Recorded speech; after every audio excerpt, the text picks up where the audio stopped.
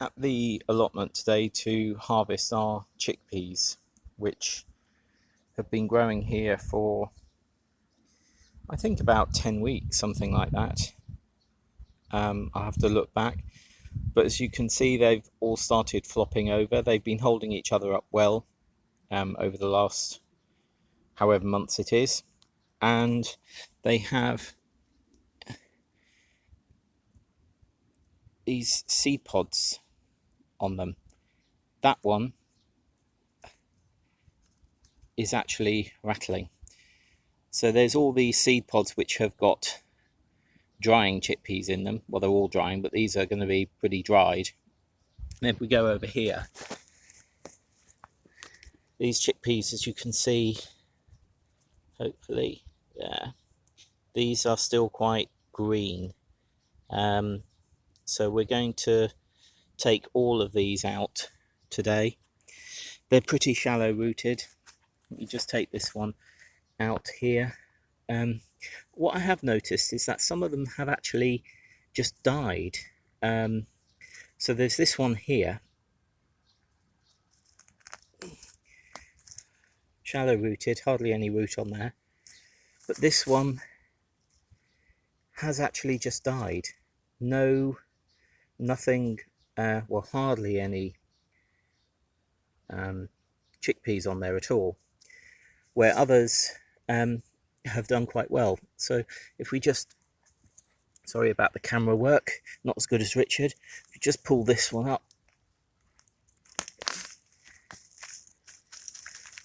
shake the,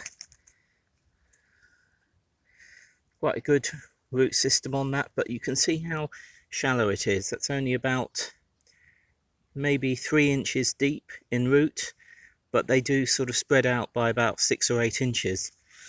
But this one, you can see there's a lot of chickpeas to harvest on that. So these are all coming out today, and I'll show you the harvest once we've picked them all. So that's the chickpeas now out from here. We've still got some cabbage in there. We've got some onions which will need to come out soon, and we've got some chard in there. Need to tidy this bit up. As you can see, there's a few weeds. I'm wondering whether I put some late carrots in here.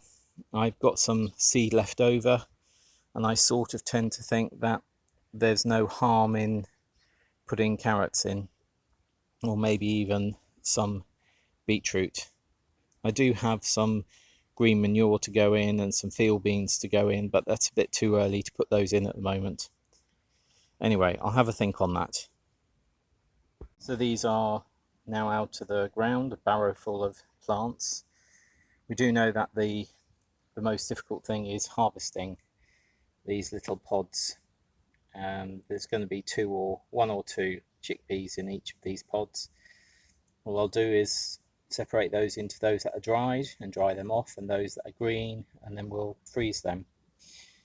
Always remember when you're taking things out to get all of the ground off the roots, or as much of the ground off the roots as you can.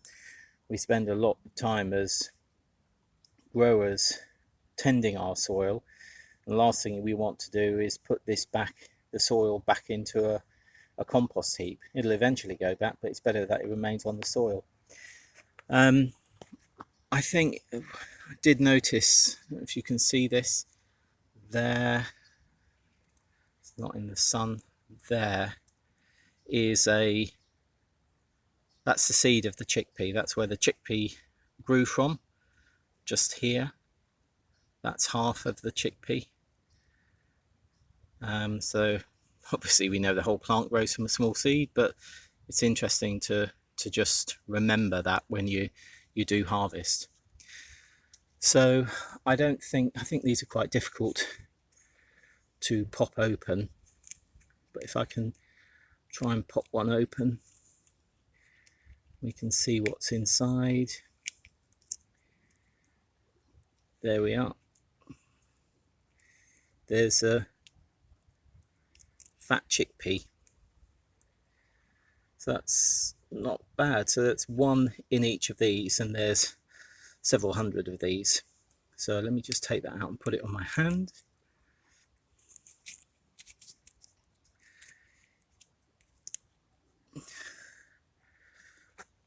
So, oh, I've dropped it. I've dropped it right down. Anyway, there we are. That's the size of the chickpea. The sun's pretty strong, so half in shadow, half not. But there we are. I'll show you what the crop is once we've harvested these all.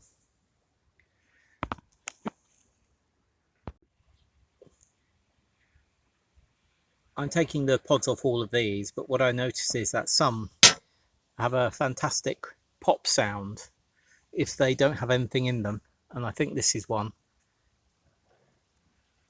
Oh no, it didn't make a sound.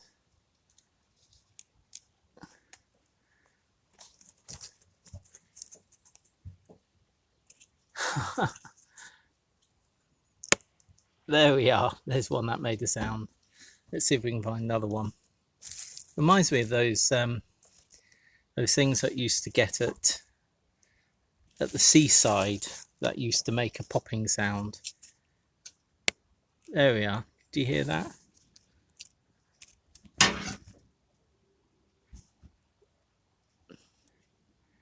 You can feel them, and when you feel them, you can feel whether there's a seed inside or whether there isn't.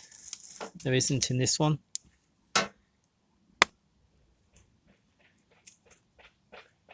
So yeah, there we are. A bit of fun as well. Okay. This is our chickpea harvest. There's 1.3 kilos here of unshelled chickpeas, so they do need to be shelled. The dry ones I find are quite easy. The ones that are green are a bit more of a challenge to open, but they do open. There we are, and there's the green chickpea. So what I'm going to do, shell all of these. There's a difference. Not sure if you can see in this light, but this one here is the greener one, and that's dry. So what I'm going to do is shell all of these, and then I'm going to see what weight we've ended up with of harvested chickpeas.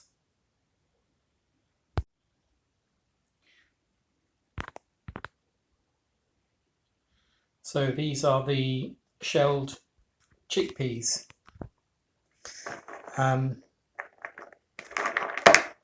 You can see that there's some paler than others, some green. The ones which are drying, like this here, they will be dried, and we'll use those as dried. The others I'm going to give a quick blanch to, and then they will be frozen for us to throw in handfuls into various dishes. This is all of the pods, so obviously in volume significantly more. They weighed 1.3 kilos, 1.25 kilos in fact, and there is 900 kilos of shelled chickpeas. No, 900 grams, 900 kilos, 900 grams of shelled chickpeas here. So there we are. That's our chickpea harvest for the year, which isn't bad. That's from 12, 18, 24, 36 chickpeas. And we've ended up with clearly a lot more than 36 chickpeas. An absolute nightmare to shell, I have to say. I did this on a conference call. Sorry about the shadow there. I did it on a conference call this afternoon. I shelled all of these. So it's quite a long conference call, but I managed to get this done as well.